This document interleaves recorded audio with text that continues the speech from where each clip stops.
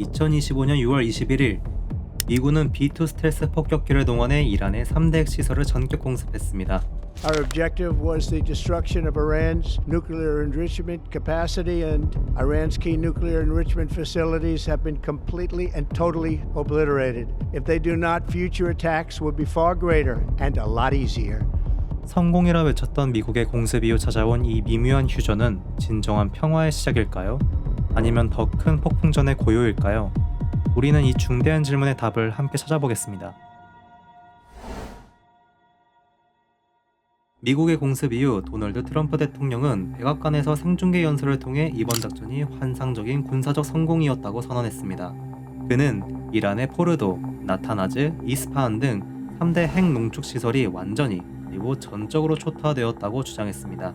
트럼프는 이번 작전의 목표가 세계 1위 테러 지원국이 가하는 핵 위협을 중단시키고 이란의 핵 농축 능력을 파괴하는 것이었다고 명확히 밝혔습니다. 이번 작전에는 미 공군의 핵심 전력인 B2 스텔스 폭격기가 6대 동원되었습니다. 이들은 이란의 가장 깊은 지하 요새 포르도 핵시설에 3만 파운드에 달하는 벙커버스터 GBU 57폭탄 12발을 투하했습니다. 이는 벙커버스터의 역사상 첫 실전 사용으로 기록됩니다. 미국과 뜻을 함께하는 이스라엘의 네타냐후 총리는 트럼프의 결정에 즉각 환영의 뜻을 표하며 트럼프 대통령의 대담한 결정은 역사를 바꿀 것이라고 극찬했습니다. 미국의 벙커버스터 지원은 이스라엘의 오랜 수건이자 목표였던 핵 위협 제거의 핵심 열쇠가 된 것입니다. 미국의 공습 이후 이란은 반격에 나섰습니다. 이란은 카타르에 주둔한 중동 최대 미군 기지인 알 우데이드 공군기지에 미사일 공격을 감행했습니다. 다행히 이란은 피해를 최소화하기 위해 사전 경고를 보냈고 큰 인명피해는 없었습니다. 이후 도널드 트럼프 대통령은 소셜미디어를 통해 이스라엘과 이란 간의 완전한 전면적인 휴전을 합의했다고 전격 발표했습니다. 카타르 고위 관계자들이 트럼프 행정부를 대신해 이란과 휴전 논의를 중재한 것으로 알려졌습니다. 이란 외무장관은 현재로선 휴전 합의가 없다고 부인했지만 이스라엘이 공격을 중단하면 이란도 발사를 중단할 용의가 있다고 밝혔습니다. 하지만 트럼프의 휴전 발표 이후에도 이란은 이스라엘에 대한 미사일 공격을 계속하며 긴장감은 여전히 높아져 있는 상태입니다. 미국 공격 당시 이란의 국영 언론에서는 공격받은 핵시설에는 방사능 물질이 없었다고 주장하였습니다. 이란은 핵개발 프로그램을 결코 멈추지 않을 것이라며 단호한 입장을 표명하며 핵개발 지속 의지를 보여주었습니다.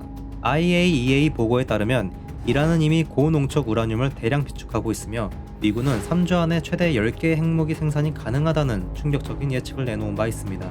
이스라엘의 계속된 공습에도 포르도 등 핵심 시설이 건재했던 전례를 볼 때 이란이 보복 심리로 핵 개발을 더욱 가속화하거나 비밀 시설에 핵무기를 완성하려고 할 가능성을 배제할 수 없습니다. 또한 미국의 공격 이후 더욱 우려스러운 점은 이란 강경파의 반격 예고입니다. 이란 최고 지도자의 측근인 호세인 샤리아트 마더리는 미국의 공격 후 이제 우리의 차례다. 주저없이 바레인에 주둔한 미 해군 함대에 미사일 공격을 가하고 호르무즈 해협을 봉쇄해야 한다고 촉구했습니다. 이는 전면적인 확전을 시사하는 위험천만한 발언입니다. 말씀드렸다시피 미국과 이스라엘의 이번 공습 목적은 이란의 핵 농축 능력 파괴였습니다. 트럼프 대통령은 이란의 핵시설이 파괴되었다고 선언했지만 실제 상황은 훨씬 더 불투명한 상태입니다. 이스라엘이 자체적으로 포르도와 같은 깊은 시설을 파괴할 능력이 부족했기에 미국의 지원이 절실했습니다. 하지만 이번 공습만으로 이스라엘의 오랜 소원이었던 핵 위협 제거 목표가 완벽히 달성되었다고 보기는 어렵습니다. 이러한 불확실성은 트럼프가 선언한 휴전이 매우 미비하고 불안정할 수밖에 없는 근본적인 이유가 됩니다. 또한 미국의 이란 핵시설 폭격은 미국 내와 세계 정치권에서 극심한 분열을 가져오고 있습니다. 공화당은 존 튠 상원 원내대표를 중심으로 이란이 평화적 외교를 거부했다, 핵무장 이란은 용납될 수 없다며 이번 공격을 정당한 대응이라고 옹호했습니다. 반면 민주당 하킴 제프리스 하원 원내대표는 트럼프가 의회를 무시하고 승인 없이 전쟁을 시작했다고 강력 비판했으며 일부 의원은 이를 명백한 탄핵 사유로 규정하며 비난의 수위를 높였습니다. 헌법상 의회의 전쟁 선포 권한 침해 논란이 다시 불거진 것입니다. 국제사회 역시 이번 사태를 예의주시하며 우려를 표했습니다. 안토니오 구테우스 유엔 사무총장은 미국의 무력 사용에 깊이 우려한다. 이미 불안정한 지역의 위험한 확전이자 국제평화와 안보에 대한 직접적인 위협이라고 경고했습니다. 그는 갈등이 통제 불능으로 빠르게 확산될 위험이 커지고 있다며 사태의 심각성을 강조했습니다. 이란의 지원을 받는 예멘 후티 반군도 즉각 트럼프는 이번 공격에 대한 결과를 감수해야 할 것이라고 경고했으며 미국이 이스라엘을 지원해 침공할 경우 홍해의 미 해군 전함을 공격할 준비가 되었다는 위협을 가했습니다. 이란의 대리 세력들이 중동 전역에서 미국 및 동맹국을 공격할 가능성이 열린 셈입니다. 이제 가장 중요한 질문은 이것입니다. 미국의 전격 폭격과 이어진 애매한 휴전 소식 이후 중동은 어떤 미래로 향할까요?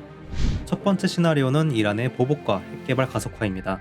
트럼프 대통령은 평화가 빨리 찾아오지 않으면 향후 공격은 훨씬 더 크고 쉬울 것이라며 더 많은 목표물 공격을 경고했지만, 이란은 이미 미국이 참전한다면 미군과 중동 기지는 합법적인 공격 대상이 될 것이라며 단호한 보복을 예고했습니다. 또한 이란과 그 대리 세력들이 미국 본토에 대한 비대칭 공격, 즉 테러 가능성을 높일 수 있다는 분석입니다. 예를 들어 9.11 테러와 같은 방식으로 민간인을 대상으로 한 공격을 감행하여 미국의 개입을 중단시키려 할 수도 있습니다.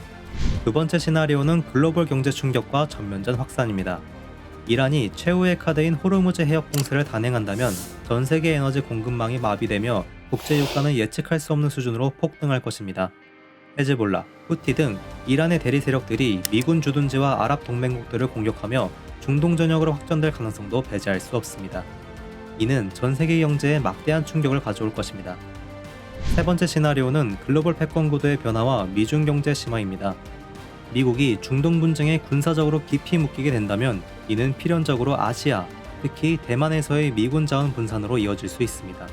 중국은 이미 대만과의 전쟁 가능성에 대해 막대한 군사력을 투입하고 있는 상황입니다. 비록 이란이 미국보다 군사력이 약하다 할지라도 중동에서 전면전이 발발한다면 미국은 이란 문제에만 신경을 집중할 수 없을 것입니다. 우크라이나 지원, 그리고 대만 해협의 긴장 관리까지 미국은 여러 전략적 전선에서 자원을 분산해야 하는 딜레마에 빠지게 됩니다. 중동 지역의 전쟁이 어떻게 진행되느냐에 따라 우크라이나와 대만 지역의 상황 또한 매우 유동적으로 변할 수 있습니다. 이는 전 세계 지정학적 질서에 근본적인 변화를 가져올 수 있는 중대한 변수입니다.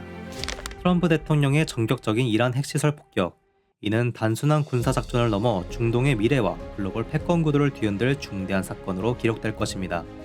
미국의 공습은 핵개발 억제라는 명분 아래 벌어졌지만, 과연 이 휴전은 통제 불가능한 전면전으로 이어지는 피할 수 없는 비극의 서막이 될까요?